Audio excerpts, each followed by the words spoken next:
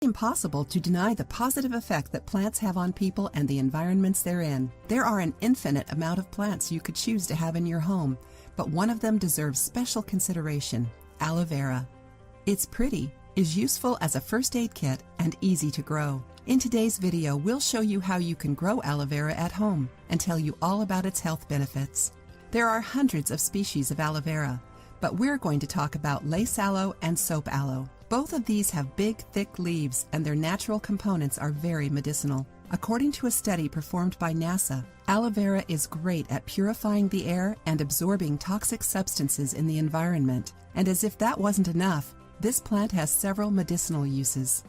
With its antiseptic and antibacterial properties, aloe vera can be used to cure cuts, scratches, or bug bites. Since it quickly repairs the epidermis tissue, it can also be used to treat burns. Its natural gel is able to renew and hydrate your skin, improve its elasticity, and keep away wrinkles. The gel is also prescribed to people with psoriasis, pruritus, or eczema. Its natural fiber relieves colds and tones your digestive tract. When used regularly, it can treat irritable bowel syndrome, ulcers, gastritis, swelling, and heartburn. After learning some more about its benefits, you're probably asking yourself how you can plant aloe vera at home. Since it's really resistant and doesn't need a lot of attention, it's really easy to grow.